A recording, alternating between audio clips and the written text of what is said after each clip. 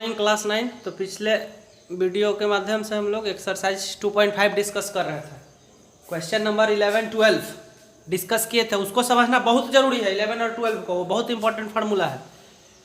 अब 13 को आइए डिस्कस करते हैं। तो देखिए सामने बोर्ड पे क्वेश्चन लिखा हुआ है। क्वेश्चन हाँ, सबसे पहले कि अब यूट्यूब पर थ्रू ही जाएगा वीडियो और थोड़ा सा टाइमिंग भी बढ़ाएंगे हम लोग। आप भी चैनल सब्सक्राइब कीजिए, लाइक कीजिए और वीडियो को शेयर कीजिए। सब्सक्राइबर जितने ज़्यादा बढ़ेगा हम लोग भी यहाँ से टाइमिंग बढ़ाएंगे। 1 घंटा 2 घंटा का क्लास चलेगा एकदम, ठीक है ना। तो सब्सक्राइबर बढ़ाइए और लाइक शेयर करिए खूब जम कर। तो देखिए इस क्वेश्चन को कैसे सोल्व करेंगे। क्वेश्चन है कि x + y + z = 0। x y z का सम 0 दिया हुआ है, सो डेट x3 y3 z3 इतना होगा। तो सबसे पहले आप लोग को एक फार्मूला बताए थे, क्वेश्चन नंबर 11 में याद होगा। क्वेश्चन नंबर 11 को फैक्टराइज करने का एक फार्मूला था, याद है आप लोग को, डिराइव किए थे हम।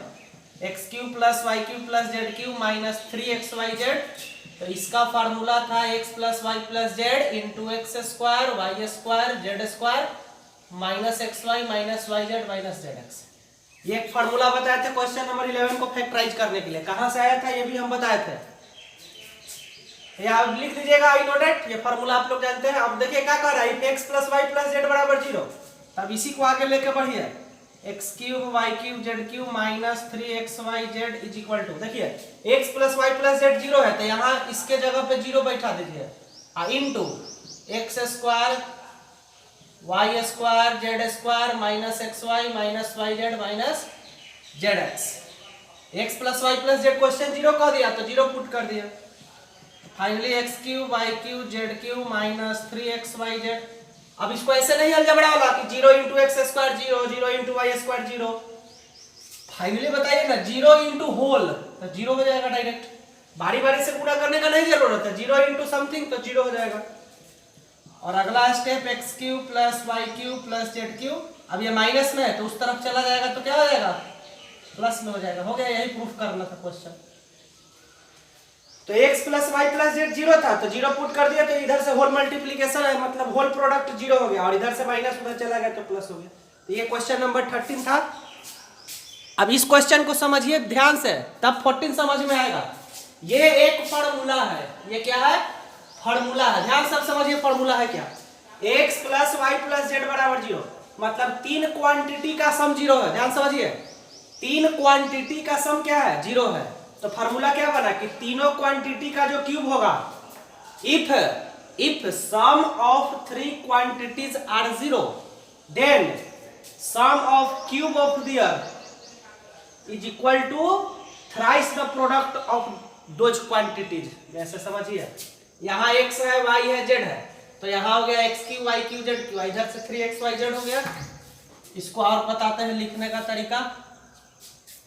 जैसे a + b + c = 0, तो a b c 0 है, तो यहाँ से क्या हो जाएगा, aq bq cq, तो बराबर में क्या हो जाएगा 3abc। Suppose m n p, m + n + p 0 है, तो यहाँ से क्या हो जाएगा, m का q n का q p का q, तो इधर से हो जाएगा 3m n p। मान लीजिए u v s लिखा हुआ है, तो क्या हो जाएगा, u का q v का q s का q 3uvs। समझ रहे हैं बात को ना। मान लीजिए लिखा हुआ है t + r + z = 0, तो t r z 0 है, तो फार्मूला हो जाएगा t का q r का q z का q = 3t r z। यही ना सब फार्मूला है इस पे। देखिए तो यहां से ध्यान से समझिए, ये 3 नंबर है, ये तीनों का सम अगर 0 है तो तीनों पे क्यूब कर देंगे ना, तो 3 × तीनों का प्रोडक्ट हो जाएगा। यही फार्मूला है और इसी पे बेस्ट क्वेश्चन नंबर जो है ना वो 14 है। तो देखिए उसको हम 14 डिस्कस करते हैं।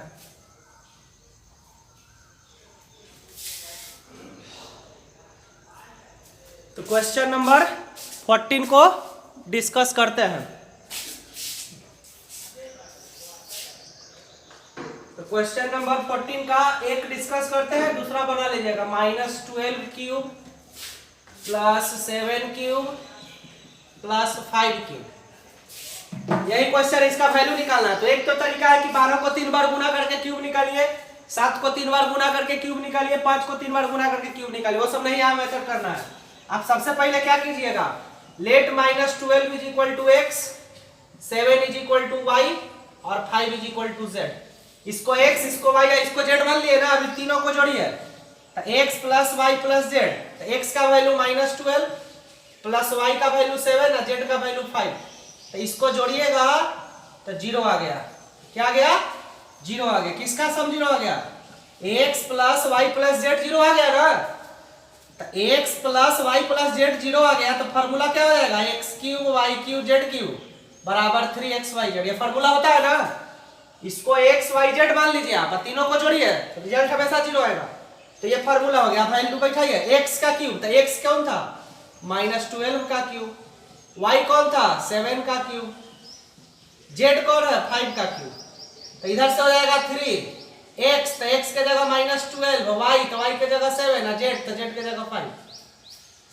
x y z हम लोग इसको मान लिए और जोड़ दिए, तो जोड़ला पे 0 आ गया। तो x y z 0 आ गया, तो फार्मूला क्या होता है? x cube y cube z cube बराबर 3xyz। अब वैल्यू भरिए, x तो -12 माने थे, y 7 z 5 इक्वल, तो इक्वल इधर से 3, x तो -12 y तो 7 और z तो 5। अब इसको आपको कुछ नहीं करना है, -12 का क्यूब प्लस 7 का क्यूब प्लस 5 का क्यूब, इधर से आप मल्टीप्लाई कर दीजिए तो देखिए साइन तो माइनस होगा और गुना कर दीजिए तो 5 12 5 60 है, -1260 आएगा। तो यही हो गया आंसर आपका।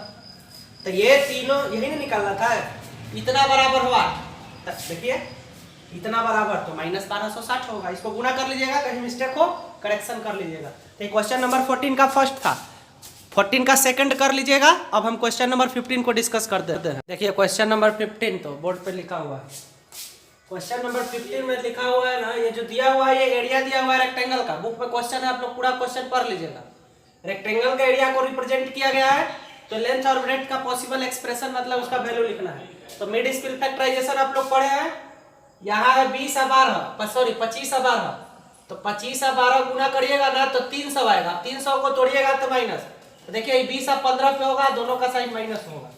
तो इसको आप लोग फैक्टराइज कीजिएगा। हम डायरेक्ट करते हैं इसको फैक्टराइजेशन, 8 क्लास में पढ़े थे फैक्टराइजेशन बाय मिड स्क्वेयर।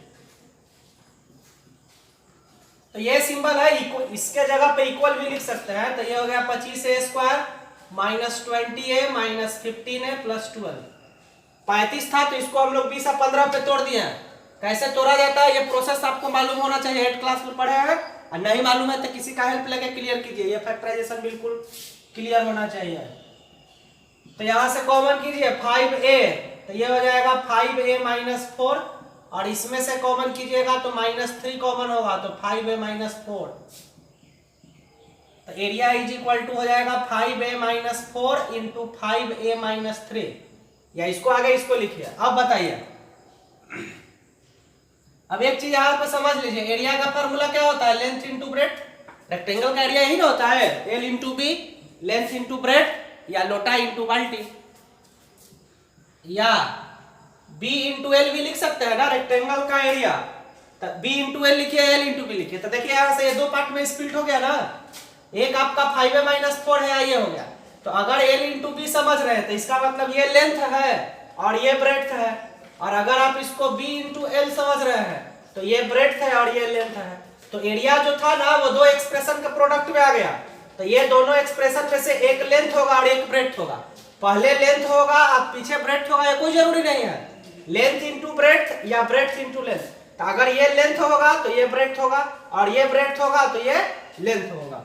तो यहाँ फैक्टराइज कर दिया और इसको अपने समझ लेना है। तो इसके बाद देखिए क्या करना है।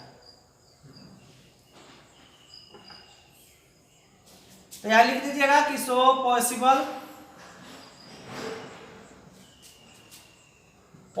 Length is equal to 5a - 3 and breadth is equal to 5a - 4। अब देखिए यहाँ एक चीज समझिए, रेक्टेंगल का एरिया L इंटू बी होता है, ठीक है, लेकिन जनरली लेंथ बड़ा होता है और ब्रेड्थ छोटा होता है, यही ना होता है जनरली। हालांकि ऐसा कोई जरूरी नहीं है, कहीं कहीं मैथ सॉल्व कीजिएगा ना वर्ड प्रॉब्लम, तो वहाँ लेंथ का वैल्यू कम आएगा, ब्रेड्थ का वैल्यू ज्यादा होगा। तो ऐसा कहीं थोड़े लिखा हुआ है कि ब्रेड्थ छोटा होगा और लेंथ बड़ा होगा, पर जनरली लेंथ बड़ा होता है, ब्रेड्थ छोटा होता है। तो अब यहाँ पे हमको एक चीज समझ गए, एरिया को तोड़ दिए दो हिस्सा में, L इंटू बी चाहे B इंटू एल। तो इसमें से एक L होगा एक B होगा। आप समझिए, जैसे आपके पास मान लीजिए 10 है, तो एक बार आप 2 घटा रहे हैं, एक बार 3 घटा रहे हैं, तो वैल्यू बड़ा कब मिलेगा? जब आप कम घटाइएगा। बात समझिएगा, किसी भी कोई भी चीज फिक्स है, मान लीजिए कोई चीज फिक्स है, उसमें से एक बार कम घटाइए और एक बार ज्यादा घटाइए, तो जब कम घटाइएगा तो वैल्यू बड़ा मिलेगा। जैसे देखिए 10 में से 2 घटेगा तो 8 और 10 में से 3 घटेगा तो 7। तो यहाँ कम घटा तो ये बड़ा हुआ ना, और ज्यादा घटा तो छोटा हुआ। तो वैसे ही यहाँ देखिए 5a है या 5a है, 5a 5a, इसमें से एक बार 4 घटा और एक बार 3 घटा है, तो अब बताइए यहाँ भी 5a है, यहाँ भी 5a है, तो दोनों 5a है, मतलब सेम चीज है। एक बार 4 घटा या एक बार 3 घटा है, तो बताए ना कि जब कम घटाएंगे तो बड़ा होगा। तो ये 5a - 3 जो होगा वो बड़ा होगा और ये छोटा होगा। समझ गए ना? 5a 5a, यहाँ कम घटा रहे हैं और यहाँ ज्यादा घटा रहे हैं, तो इक्वल चीज फिक्स रहना चाहिए, ध्यान रखना है फिक्स। तो कोई भी चीज अगर फिक्स है उसमें से एक बार कम घटाएंगे एक बार ज्यादा घटाएंगे, तो जब कम घटाएंगे तो बड़ा होगा। तो 5a - 3 बड़ा होगा, तो ये वाला जनरली बड़ा होगा और ये वाला छोटा होगा। तो जो बड़ा होगा उसी को हम लोग लेंथ ले लिए और जो छोटा होगा उसको ब्रेड्थ ले लिए। समझ गए ना? थोड़ा सा पीछे जाइए, फिर से समझने का कोशिश कीजिए, समझ जाइएगा। पॉसिबल लेंथ बराबर इतना, या पलट के भी लिख सकते हैं, या length is equal to 5a - 4 और breadth is equal to 5a - 3। कोई जरूरी नहीं है किसी को लेंगे, इसको भी ले सकते हैं, बट जनरली जो बड़ा रहे उसको लेंथ ले लीजिए, जो छोटा रहे उसको ब्रेड्थ ले लीजिए। तो 15 का क्वेश्चन नंबर था। देखिए इसका क्वेश्चन नंबर सेकंड भी डिस्कस कर देते हैं। देखिए 15 का क्वेश्चन नंबर सेकंड लिखा हुआ है, ये भी रेक्टेंगल के एरिया का एक्सप्रेशन दिया हुआ है, तो इसको भी हम लोग फैक्टराइज करते हैं। इस साइड के जगह इक्वल का लिखिए, कोई दिक्कत नहीं है। तो फैक्टराइजेशन में 35 से 12 गुना करिएगा तो 420 आएगा, 420 आएगा। तो इसको फैक्टराइज कीजिएगा, हम डायरेक्ट कर देते हैं। 28 - 15 पे फैक्टराइज होगा, 28 में से 15 घटेगा तो 13 आएगा, और 28 15 गुना करिएगा ना तो ये -420 आएगा। ये फैक्टराइजेशन बिल्कुल क्लियर करना होगा। अब कॉमन लीजिए, तो 7y कॉमन हो गया, तो यहाँ से 5y + 4 और यहाँ से 3 कॉमन हो जाएगा तो 5y + 4। तो फाइनली आपका एरिया इज इक्वल टू हो गया 5y + 4 इंटू 7y - 3। तो एरिया जो हो गया यहाँ देखिए प्रोडक्ट में आ गया ना, तो L इंटू बी होगा या B इंटू L होगा, मतलब ये L होगा तो ये B होगा और ये B होगा तो ये L होगा। कोई भी एक L होगा, कोई भी एक B होगा। अब पिछले क्वेश्चन में आपको हम बताए थे कि वहां पे ये दोनों सेम था, तो सेम था तो हम लोग तो इजीली पता कर ले कि कौन बड़ा होगा कौन छोटा होगा।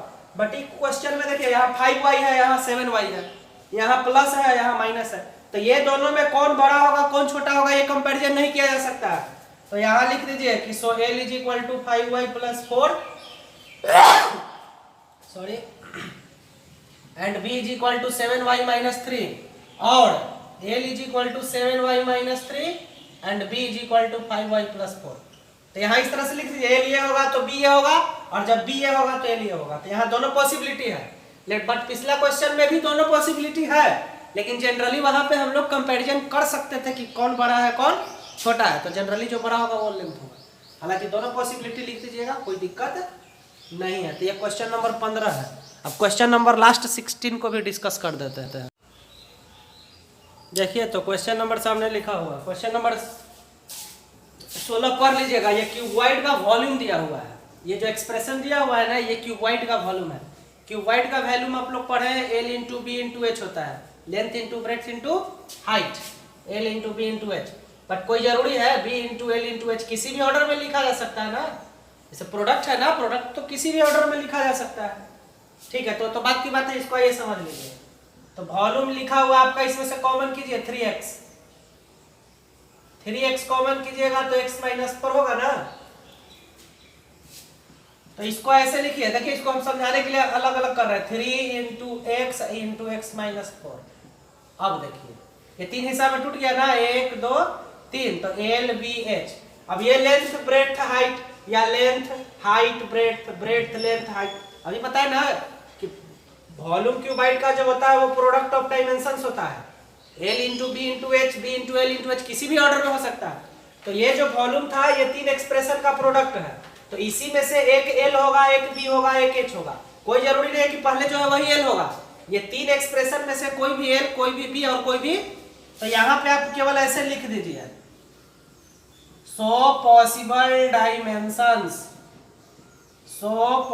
dimensions are 3x and x minus 4.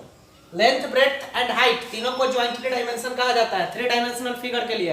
अगर फिगर 2D है 2 डायमेंशनल है तो वहां लेंथ और ब्रेथ को डायमेंशन कहा जाता है। जैसे मदर फादर को पेरेंट्स कहते हैं ना, उसी तरह ज्वाइंटली लेंथ ब्रेथ हाइट को डायमेंशन कर दिया गया। तो यहाँ पे लिख दीजिए पॉसिबल डायमेंशन, माने यही पॉसिबल है। अब कौन लेंथ होगा, कौन ब्रेथ होगा, कौन हाइट होगा, इसमें दिमाग नहीं खपाना है। इसी 3 में से कोई भी डायमेंशन लेल BH होगा बस। ये क्वेश्चन नंबर 15 में भी हम लोग ये लिख के बच सकते थे, possible length and breadth this and this. वहां पे भी लिख दीजिएगा पॉसिबल लेंथ एंड ब्रेथ या पॉसिबल डायमेंशन। कौन लेंथ होगा कौन ब्रेथ होगा ये हमको ना मालूम है, बट इसी दोनों में से कोई होगा। ये हो गया इस क्वेश्चन में। आइए तो यहां से देखिए, पहले इसमें से कॉमन लीजिए। तो कॉमन यहां से देखिए 12 है, 8 है, 20 है, तो 4 कॉमन होगा और k भी कॉमन होगा। तो इसमें से 4k कॉमन हो जाएगा, तो 3y² प्लस 2y माइनस 5। अब उसके बाद मिड स्प्लिट फैक्टराइजेशन कीजिए इसका, तो हम डायरेक्ट करते हैं, आप लोग खुद कर लीजिएगा। 5y माइनस 3y, यहाँ पे मिड स्प्लिट फैक्टराइजेशन कर दिया तो वॉल्यूम हो जाएगा आपका 4k। यहाँ से कॉमन कीजिए y, तो 3y plus 5 minus 1 into 3y plus 5, तो वॉल्यूम इज इक्वल टू हो गया 4k into 3y plus 5 into y minus 1। अब यहाँ पे देखिए 4k ये एक साथ रहेगा, 4k एक साथ रहेगा, 3y प्लस 5 एक साथ रहेगा और y माइनस 1 एक साथ रहेगा। तो यहाँ भी लिख दीजिए possible dimensions are 4k, 3y plus 5 and y minus 1। अब यहाँ 4 के साथ क्या रहेगा, तो देखिए इसमें बताइए, इसमें आपको वेरिएबल कौन लग रहा है? तो बहुत लगा कि इसमें वेरिएबल y है, बहुत लोग सोचेगा कि इसमें वेरिएबल k है, बट वेरिएबल इसमें कौन है? y है। तो ये 16 क्वेश्चन नंबर हो गया। तो इस तरह से चैप्टर 2.5 मतलब पॉलिनोमियल चैप्टर जो है ना वो खत्म हो गया। वेरिएबल y वहां इसलिए है क्योंकि क्वाड्रेटिक ना है, मिड स्प्लिट हमेशा क्वाड्रेटिक पॉलिनोमियल का होता है। क्वाड्रेटिक बताए थे कि जिसका डिग्री 2 होता है, तो देखिए ना वहां y का पावर 2 था ना, k तो सब जगह k था, तो वहां k कांस्टेंट कंसीडर होगा, वहां पर वेरिएबल का काम y कर रहा है। तो 4 भी कांस्टेंट है, k भी कांस्टेंट है, इसका मतलब ये दोनों एक साथ कंसीडर होगा एज ए कांस्टेंट।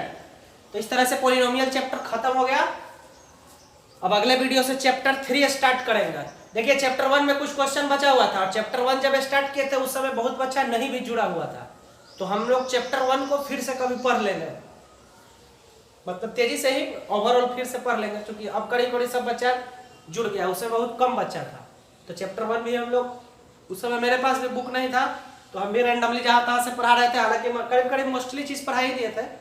तो चैप्टर 2 हम लोग पूरा बढ़िया से बुक वाइज पढ़े हैं, लेसन वाइज पढ़े हैं, सारा बुक का क्वेश्चन भी सोल्व किया है, आप लोग भी सोल्व कर लिए होंगे।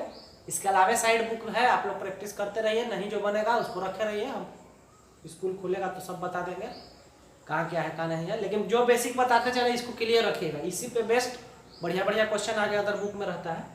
तो चैप्टर 2 पॉलिनोमियल खत्म हो गया। अब हम लोग कल से चैप्टर 3 स्टार्ट करेंगे। चैप्टर 3 में शायद कोऑर्डिनेट ज्योमेट्री है, छोटा चैप्टर है। तो आज का वीडियो यही खत्म करते हैं। इसको आप लोग सब्सक्राइब चैनल को जरूर कर लीजिएगा, सब लोग सब्सक्राइबर बढ़ाएगा तब यहाँ से आप लोग भी बहुत पढ़ाएंगे, 1-2 घंटा पढ़ाएंगे, नहीं सब्सक्राइबर बढ़ाइएगा तो फिर कम पढ़ाएंगे, ठीक है ना। लाइक करना है और कमेंट करना है और शेयर करना है, जितना हो सके शेयर कीजिए सब बच्चा को। अदर स्कूल का बच्चा भी है जो फ्रेंड है उसको भी बताइए, ठीक है। तो अब अगले वीडियो में चैप्टर 3 के साथ हम लोग मिलेंगे।